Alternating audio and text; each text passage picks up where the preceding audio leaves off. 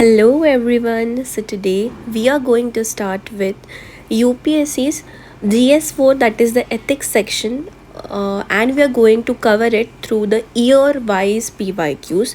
So today starting with 2013, first question number, set A, which says that what do you understand by values and ethics? Okay, what do you understand by values and ethics. So ये हो गया पहला question. ठीक है, पहला question का पहला part है ये. In what ways it is important to be ethical along with professional competence. क्यों इम्पॉर्टेंट है? ठीक है, तो उसके हमको कुछ पॉइंटर्स जनरेट करने पड़ेंगे, साथ साथ में कुछ एग्जाम्पल्स भी हमको बताने पड़ेंगे. Okay, so without wasting time let's get into the video.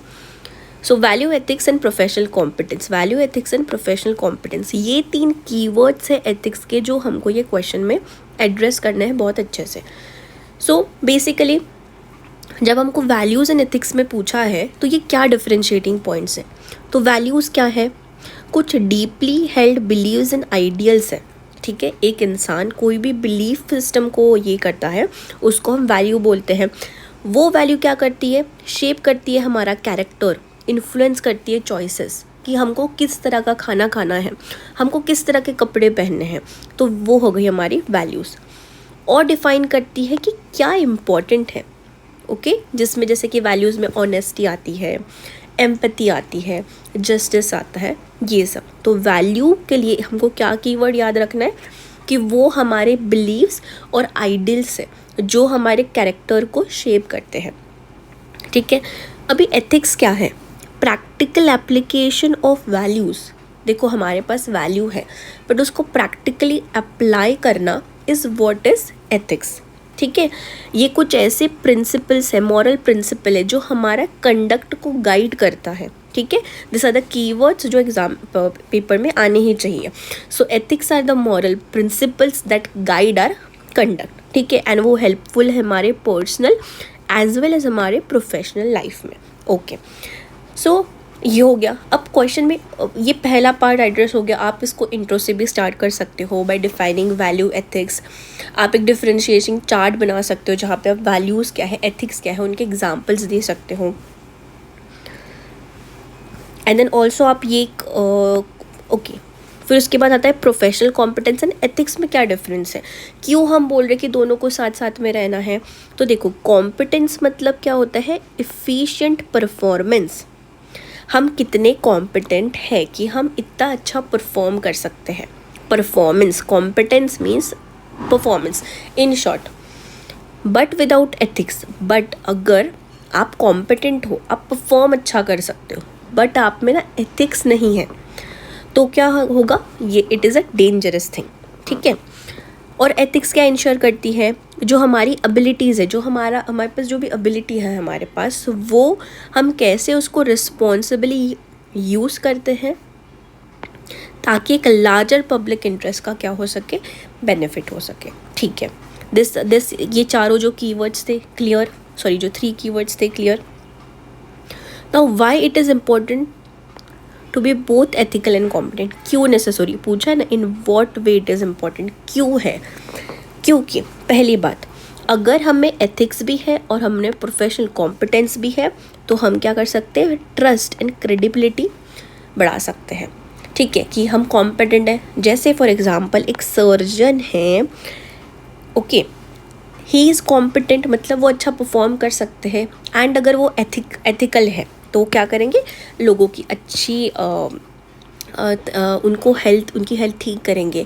And अगर वो अनएथिकल रहे तो वो क्या करेंगे? बोलेंगे कि ये टेस्ट करवा लो, अननेसेसरी उनको सर्जरीज करवाएंगे ताकि वो सिर्फ क्या कर सके? प्रॉफिट गेन्स कर सके.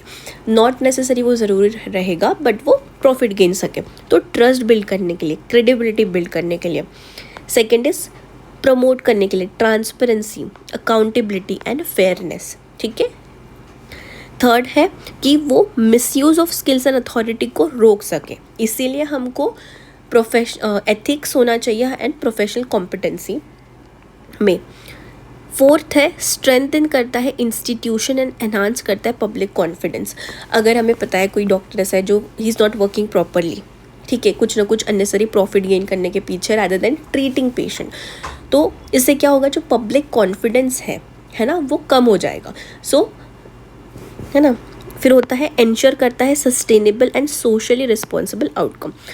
एथिकल हो आप, और अगर आप एथिकली अच्छे से परफॉर्म कर रहे हो, कॉम्पिटेंट हो, तो क्या हो जाएगा कि हमारा जो आउटकम है वो काफ़ी रिस्पॉन्सिबल, सोसाइटी के लिए हम रिस्पॉन्सिबल होंगे। जैसे कि एक सर्जन एग्जाम्पल है।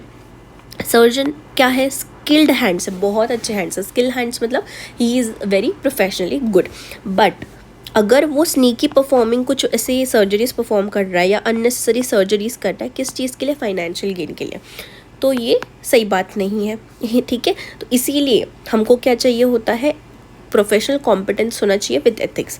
देन ऑनेस्ट सिविल सर्वेंट है, वो बोलेगा कि नहीं, मेरे को करप्शन नहीं करना है, ठीक है, और क्या करना है, मुझे वेलफेयर स्कीम अच्छे से इम्प्लीमेंटेशन में हेल्प करनी है ताकि पुअर लोगों की हेल्प हो सके।